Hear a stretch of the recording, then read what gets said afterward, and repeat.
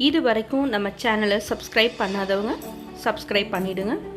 பக்கத்தில் இருக்க பெல் ஐக்கானையும் கிளிக் பண்ணிவிடுங்க. ஆல் பட்டனையும் ப்ரெஸ் பண்ணிவிடுங்க.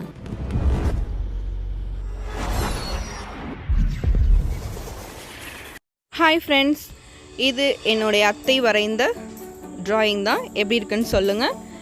எனக்கு லாஸ்ட் வீடியோவில் ஃபிஷ் 65லேருந்து நிறைய வியூவர்ஸும் ஃப்ரெண்ட்ஸும் கிடச்சிருக்கீங்க. Thanks to all. இன்றைய ரெசிபி காளான் வித் காலிஃப்ளவர் கிரேவி. இந்த கிரேவியை நான் சப்பாத்தி பரோட்டா கூட வச்சு சாப்பிட்லாம். இதுக்கு தேவையான பொருட்கள் என்னென்னு பார்க்கலாம். லார்ஜ் சைஸ் ஆனியன், பச்சை மிளகாய், தக்காளி, காளான் இதெல்லாம் எடுத்து வச்சுக்கோங்க. ஒரு தக்காளி மட்டும் தனியாக இந்த மாதிரி ஃபைனாக அரைக்கிறதுக்காக தனியாக கட் பண்ணி வச்சுக்கோங்க.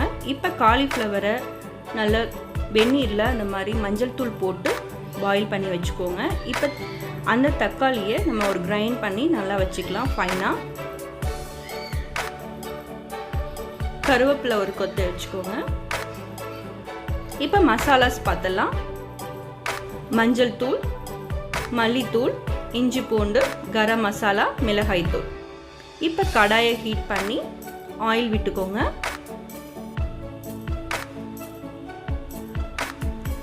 ஆனியன் போட்டு நல்லா ஃப்ரை பண்ணுங்க. அது கூட பச்சை மிளகாய் ஆட் பண்ணிடுங்க. கூடவே கருவேப்பிலை. இது எல்லாம் நல்லாவே வதங்கட்டும். ஆனியன் கலர் டிரான்ஸ்பரண்ட் ஆகிற வரைக்கும் வதங்கிடுங்க. அதுக்கப்புறம் ஒரு தக்காளியை ஆட் பண்ணிடுங்க. அதுவும் நல்லா வதங்கட்டும். லாஸ்ட்டாக இஞ்சி பூண்டு பேஸ்ட்டு கொடுத்து அதையும் நல்லா வதக்கிடுங்க. வதங்கிருச்சு. இப்போ நம்ம கட் பண்ணி வச்சிருக்க காளானை ஆட் பண்ணிடலாம்.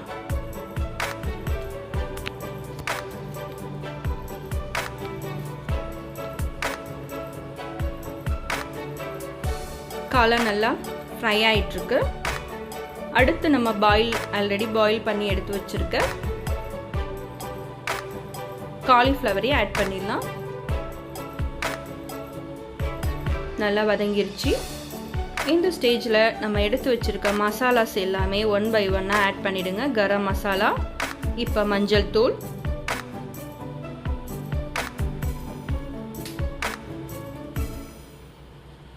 மிளகாய் தூள்,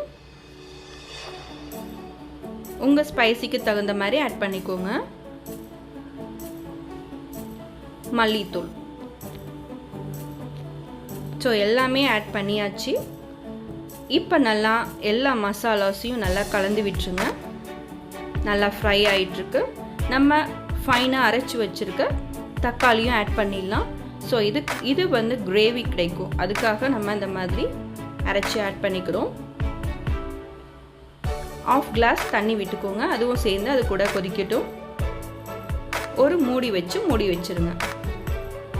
இப்போ பாருங்கள், எல்லாமே நல்லா வெந்து கிரேவி நமக்கு கிடைச்சிருக்கு. லாஸ்ட்டாக பெப்பர் பவுடர் போட்டுக்கோங்க.